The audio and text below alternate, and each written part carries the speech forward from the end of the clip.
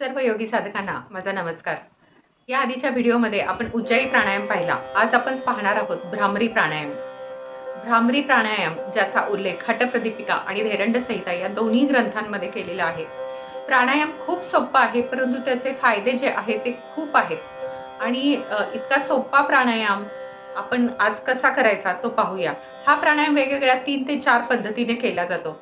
त्यातला पहिला प्रकार आज मी तुम्हाला दाखवते। कोणत्याही ध्यानात्मक आसनामध्ये बसायचं आहे। मी पद्मासन घातलेलं आहे। पाठीचा कणा ताठ ठेवा, आपली मान सरळ ठेवा। पाठीचा कणा ताठ एवढ्यासाठी मी सांगत असते की आपले जर आपण जर ताठ बसलेलं असलं तर पूर्ण क्षमतेने श्वास घेतला जातो आणि तो तेवढ्या क्षमतेने सोडला जातो। जेव्हा आपण वाकून बसतो तेव्हा वाकल्यानंतर तो श्वास व्यवस्थित घेतला जात नाही। जितक्या क्षमतेने घ्यायला हवा तितका घेतला जात नाही, म्हणून प्राणायामामध्ये ताठ बसणं हे फार आवश्यक असतं। तर पहिल्या भ्रामरी प्राणायामाच्या पहिल्या प्रकारामध्ये आपल्याला आपल्या इंडेक्स फिंगरने आपल्याला कान बंद करायचा आहे आणि भ्रमर कसा आवाज करतो याला भ्रामरी प्राणायाम का म्हटलेलं आहे, कारण या प्राणायामामध्ये जो आपण आवाज करतो तो भ्रमरासारखा करतो। म्हणजे भ्रमर म्हणजे भुंगा, ज्याप्रमाणे भुंग्याचा आवाज येत असतो त्याप्रमाणे तसाच आवाज या प्राणायामामध्ये येतो। आता भुंगा कसा आवाज करतो, असं फुलांभोवती तो गुणगुणताना आपण बघितलेलं आहे, म्हणजे बऱ्याच वेळा ऐकलेलं आहे। तर तशा पद्धतीनेच आपल्याला करायचं आहे। आपल्याला तर्जनीने कान बंद करायचे आहेत। आपली टाळू आपली जीभ जी आहे ती आपल्या टाळूला लावायची आहे। तर आता तुम्ही म्हणाल की टाळूला कशासाठी लावायची? जेव्हा आपण भ्रमर गुंजन करतो त्यावेळेस तो व्हायब्रेशन आपल्या टाळूमार्फत आपल्या मेंदूपर्यंत, जिभेमार्फत मेंदूपर्यंत पोहोचतात। त्यामुळे ती कंपन आपल्याला जाणवतात, म्हणून जीभ जी आहे ती टाळूला लावा किंवा आपण दातांना सुद्धा लावू शकतो। तर पहिला प्रकार कसा करायचा तो आपण आता पाहूयात। अंगठ्याने कान बंद, तर्जनीने कान बंद करायचे आहेत। डोळे बंद, पाठीचा कणा ताठ, मान सरळ। एक मोठा श्वास घ्यायचा आहे आणि श्वास सोडत सोडत आपल्याला भ्रमर गुंजन करायचं आहे।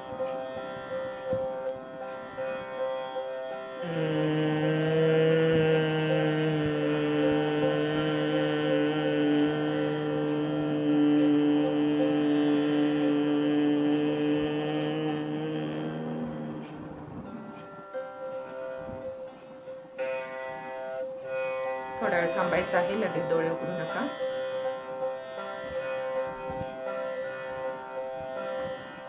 हा झाला पहिला प्रकार। दुसऱ्या दुसरा प्रकार जो आहे तो लहान मुलांसाठी खूप चांगला आहे। अंगठ्याने आपल्याला कान बंद करायचे आणि आपली चारी बोटं जी असतील ती आपल्या डोळ्यावर असतील। म्हणजे लहान मुलांचं लक्ष इकडे तिकडे विचलित होत असतं, तेव्हा त्यांचं म्हणजे लक्ष केंद्रित करण्यासाठी किंवा त्यांचं मन एकाग्र करण्यासाठी हा भ्रामरी प्राणायाम फार उपयुक्त आहे, म्हणून त्यांच्यासाठी अशा पद्धतीने केलं जातं। तो प्रकार सुद्धा आता आपण पाहूया। अंगठ्याने कान बंद करायचे आणि आपली चारी बोटं डोळ्यांच्या इथे, डोळे आणि नाकाच्या मध्ये असतील।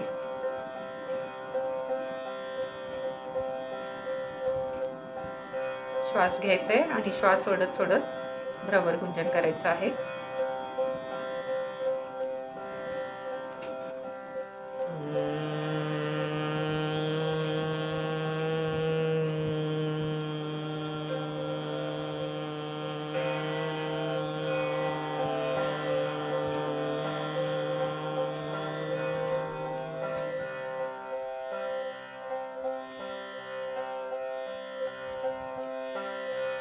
हा झाला दुसरा प्रकार।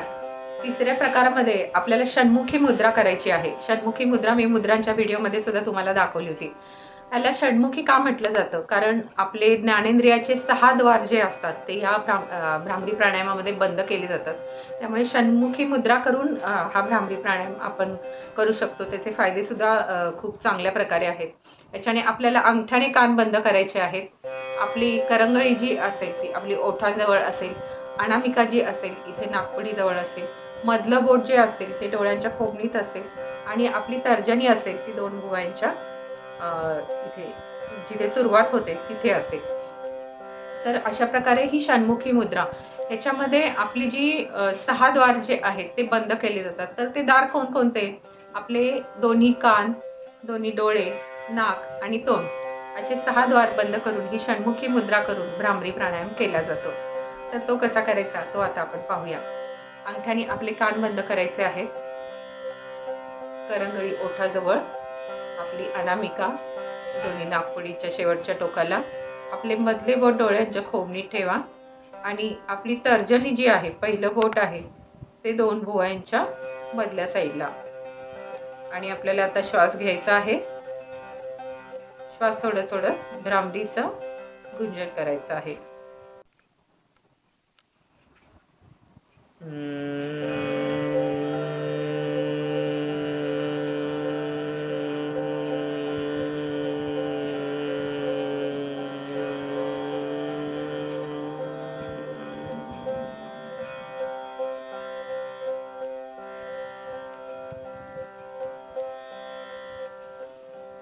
हा झाला तिसरा प्रकार.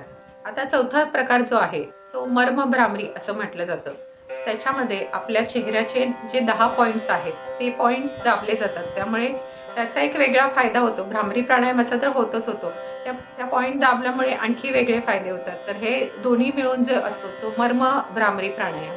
तर तो कसा करायचा तो आता आपण पाहूया. हा मर्म भ्रामरी प्राणायाम जर ब्रेन रिलेटेड काही इश्यू असतील तर त्याच्यासाठी खूप फायदेशीर आहेत. आपले 10 पॉइंट्स तर दाबले जातात. त्याचबरोबर इतर सुद्धा भ्रामरी प्राणायामाचा फायदा होतो. आणि व्हायब्रेशन असतात ते आपल्याला मेंदूमध्ये जाणवतात. त्यामुळे हा प्राणायाम झाल्यानंतर आपण थांबवल्यानंतर लगेच डोळे उघडायचे नाही आहेत. कारण डोळ्यांच्या ज्या नसा असतात त्यांना इजा होऊ शकते. म्हणून थोडा वेळ थांबायचं आहे आणि नंतर डोळे उघडायचे आहेत. तर हा मर्म भ्रामरी प्राणायाम कसा करायचा तो आपण पाहूया. अंगठ्याने आपल्याला कान बंद करायचे आहेत. आपली तर्जनी जी असते ती आपल्या भुवयांच्या शेवटी जे पॉइंट असतात तिथे ही तर्जनी येईल. आणि आपलं मधलं बोट जे असेल ते 2 भुवया जिथे सुरू होतात 2 भुवयांच्या मध्ये तिथे येतील. आपली जी अनामिका आहे ती आपल्या डोळ्यांच्या खोबणीमध्ये इथे येईल. आणि आपली करंगळी जी आहे ती आपल्या नाकपुड्यांच्या जवळ येईल. अशा प्रकारे हा मर्म भ्रामरी प्राणायाम आपण करूया. अंगठ्याने कान बंद करा.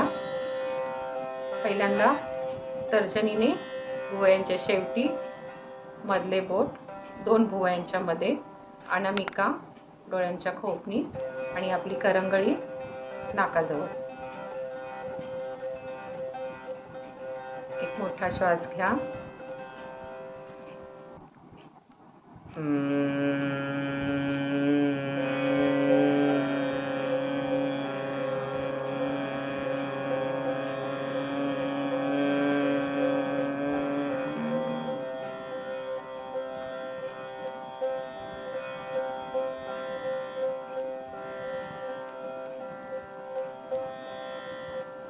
हा झाला चौथा प्रकार. चारीपैकी कोणत्याही प्रकारे आपण भ्रामरी प्राणायाम करू शकतो. कोणत्याही प्रकारामध्ये काहीही इजा होत नाही. करायला अगदी सोपं आहे. आणि भ्रामरी प्राणायामामध्ये होतं काय, जी कंपनं आपण भ्रमराप्रमाणे जे गुंजन करतो ते डायरेक्ट जाऊन त्याची कंपनं आपल्या मेंदूमध्ये जाणवतात. आणि त्या कंपनांमुळे आपल्या शरीरामध्ये नायट्रिक ऑक्साईड वायू जो असतो तो तयार होतो. आणि या नायट्रिक ऑक्साईड वायूचे फायदे खूप आहेत. आणि हे शास्त्रीय दृष्ट्या सुद्धा सिद्ध झालेलं आहे. तर ते फायदे कोणकोणते आहेत ते आता आपण पाहूयात. नायट्रिक ऑक्साईड हा वायू वॅसोडायलेशनचं काम करतो. म्हणजे रक्तवाहिन्या रुंद करतो. त्यामुळे होतं काय की रक्तदाब कमी होतो आणि शरीरामध्ये रक्तप्रवाह जो आहे तो सुधारतो. आणि दाब कमी झाल्यामुळे हृदयविकाराचा धोका कमी होतो. तसंच हा वायू सूज आणि तणाव कमी करतो. ताणतणाव, चिंता कमी करतो. त्याच्यामुळे शरीराला मेंदूला ऑक्सिजनचा पुरवठा जास्त प्रमाणात होतो. त्यामुळे मेंदूची कार्यक्षमता वाढते, एकाग्रता वाढते, स्मरणशक्ती वाढते. आणि तसंच हा वायू रोगप्रतिकारक शक्ती वाढवतो. आणि हे शास्त्रीयदृष्ट्या सिद्ध झालेलं आहे. या व्हायब्रेशनमुळे सायनसमध्ये हा वायू तयार होतो. याला वैज्ञानिक संदर्भ सुद्धा असा आहे की युरोपियन रेस्पिरेटरी जर्नल 2002 मध्ये त्यांनी सिद्ध केलेलं आहे की भ्रामरी प्राणायामामुळे या वायूचं प्रमाण जे आहे ते 20 पटीने वाढतं. आणि त्यामुळे हृदयविकार, हाय बीपी आणि तणाव जो आहे तो कमी होतो. तसंच भ्रामरी प्राणायाम हा झोपेच्या समस्यावर सुद्धा खूप उपयुक्त ठरतं. ज्यांना झोप येत नाही त्यांनी जर झोपताना हा भ्रामरी प्राणायाम केला तर शांत झोप लागण्यास मदत होते. मायग्रेन होऊ नये यासाठी भ्रामरी प्राणायाम नियमितपणे करावा. मायग्रेनचा अटॅक आल्यानंतर हा प्राणायाम करायचा नाहीये. तर जो डोकं जर दुखत नसेल, मायग्रेनचा अटॅक नसताना हा प्राणायामाचा नियमितपणे अभ्यास करावा. तसंच या प्राणायामामुळे आपल्या मेंदूमध्ये जो हायपोथॅलॅमस जो भाग आहे, जो आपले हार्मोन्स, आपल्या शरीरातलं तापमान, आपली भूक, आपल्याला जी झोप येते ती, तणाव आणि आपल्या भावनांवर नियंत्रण ठेवण्याचं काम करत असतं. तो हायपोथॅलॅमस ॲक्टिव्ह होतो. हायपोथॅलॅमस ॲक्टिव्ह झाल्यामुळे इतर ज्या काही अंतःस्रावी ग्रंथी आहेत, जे हार्मोन्स आहेत, ते हार्मोन्स व्यवस्थित राखले जातात आणि हार्मोन व्यवस्थित रिलीज होतात. महिलांमध्ये जो हार्मोनल इम्बॅलन्सचा जो प्रॉब्लेम असतो, तो सुद्धा यामुळे कमी होतो. हायपोथॅलॅमस ॲक्टिव्हेट झाल्यामुळे पिट्युटरी ग्रंथी जी असते, जी सगळ्या हार्मोन्सना नियंत्रित करते, ती ॲक्टिव्ह होते. त्यामुळे इस्ट्रोजन, प्रोजेस्टेरॉन, FSH, LH यांचे जे संतुलन आहे शरीरामध्ये ते राखलं जातं. म्हणजे मेनोपॉजच्या काळामध्ये सुद्धा हा भ्रामरी प्राणायाम अतिशय उपयुक्त ठरतो. तसंच PCOSमध्ये भ्रामरी प्राणायाम उपयुक्त ठरतो. त्यामुळे पिरियड्स जे आहे, मासिक पाळीच्या समस्या ज्या काही असतील त्या दूर होतात आणि मासिक पाळी नियमितपणे येण्यास मदत होते. तसंच आपली मूड स्विंग जे होतात ह्याच्यामध्ये आपल्या मेनोपॉजच्या काळामध्ये मूड स्विंग्स होतात. तर त्या मूड स्विंग मध्ये उपयुक्त आहे. भावनिक स्थैर्य राखण्यास हा भ्रामरी प्राणायाम उपयुक्त ठरतो. तसंच महिलांमध्ये झोपेच्या समस्या, चिडचिड असते, चिंता, ताणतणाव असतो. मेनोपॉजच्या काळामध्ये हॉट फ्लॅशेसचे जे प्रॉब्लेम असतात, त्या सगळ्या प्रॉब्लेम्समध्ये भ्रामरी प्राणायाम हा अतिशय उपयुक्त आहे. हा भ्रामरी प्राणायाम तसेच एकाग्रता, स्मरणशक्ती वाढवणे, आपले थायरॉईडचे जे काही प्रॉब्लेम्स आहेत ते सगळे दूर होतात. कारण थायरॉईड केव्हा होतो, जेव्हा हार्मोनल इम्बॅलन्स होतो तेव्हा हायपर किंवा हायपोथायरॉईड होतो. तर त्याच्यामध्ये सुद्धा हा प्राणायाम अतिशय उपयुक्त आहे. म्हणजे एकंदरीत आपल्या पूर्ण शरीराच्या ज्या क्रिया ज्या चालतात त्या सगळ्यांवर नियंत्रण ठेवण्याचं काम हे भ्रामरी प्राणायामामुळे होऊ शकतं. असा हा भ्रामरी प्राणायाम खूप उपयुक्त आहे. आपली आकलन शक्ती, स्मरणशक्ती किंवा आपलं लक्ष केंद्रित करणं, एकाग्रता वाढवणं आणि आपल्या हृदयविकार किंवा हाय BP, थायरॉईड, आपले हार्मोनल इम्बॅलन्स, आपल्या मासिक पाळीच्या समस्या या सगळ्यांवर भ्रामरी प्राणायाम अतिशय उपयुक्त आहे. त्यामुळे लहान मुलांपासून मोठ्यांपर्यंत कुणीही हा प्राणायाम करू शकतो. त्यामुळे आणि हा प्राणायाम किती वेळा आपल्याला करायचा आहे? साधारण 5 मिनिटापासून अर्ध्या तासापर्यंत हा करू शकतो. परंतु सुरुवातीला आपण 5 मिनिटे सुद्धा केला हा भ्रामरी प्राणायाम तरी सुद्धा पुरेसा आहे. त्यामुळे या भ्रामरी प्राणायामासाठी आपल्या दैनंदिन दिनचर्येमध्ये 5 मिनिटं का होईना तुम्ही सगळ्यांनी वेळ काढावा, असं माझी तुम्हाला कळकळीची विनंती आहे. हा भ्रामरी प्राणायाम नक्की करून पहा आणि तुम्हाला हा माझा व्हिडिओ कसा वाटला हे मला नक्कीच सांगा. जर तुम्हाला हा माझा व्हिडिओ आवडला असेल तर नक्कीच लाईक करा, शेअर करा, कमेंट करा आणि माझा हा व्हिडिओ, माझं चॅनल सबस्क्राईब करायला विसरू नका. पुन्हा भेटूया अशाच एका नवीन प्राणायामाच्या व्हिडिओसह. तोपर्यंत धन्यवाद.